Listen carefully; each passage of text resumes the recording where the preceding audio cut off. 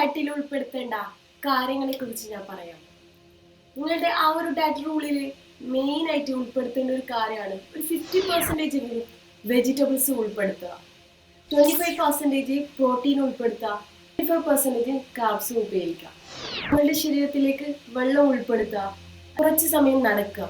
ഇത്രയും കാര്യങ്ങൾ നിങ്ങളുടെ ഡയറ്റിൽ ഉൾപ്പെടുത്തുക എന്നുള്ളതാണ്. തീർച്ചയായും ഈ കാര്യങ്ങളൊക്കെ ശ്രദ്ധിച്ചാൽ നിങ്ങൾക്ക് PCOD സ്ലോലി മെയിൻറ്റെയിൻ ചെയ്യാൻ പറ്റും. ഇത്തരത്തിൽ സ്ട്രഗിൾ ചെയ്യുന്ന ഒരു കൂട്ടം സഹോദരിയുടെ ഒരു കൂട്ടായ്മയുണ്ട്. ആ ഒരു കൂട്ടായ്മയിലേക്ക് നിങ്ങൾ വരാൻ ആഗ്രഹിക്കുന്നുണ്ടെങ്കിൽ താഴെ കമന്റ് ചെയ്യുക ഹീൽ എന്ന്.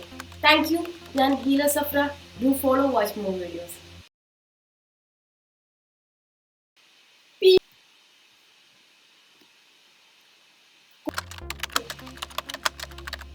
25% കാർബ്സ് ഉപയോഗിക്കാം.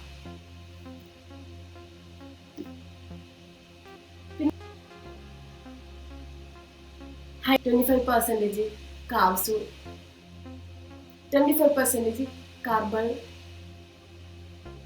ഹൈഡ്രേറ്റിന് വേണ്ടിയിട്ട് അങ്ങനെ ഹൈഡ്രേഷന് വേണ്ടിയിട്ട് നിങ്ങൾ വെള്ളം കുടിക്കുക.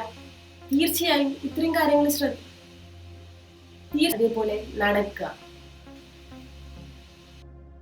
Thank you.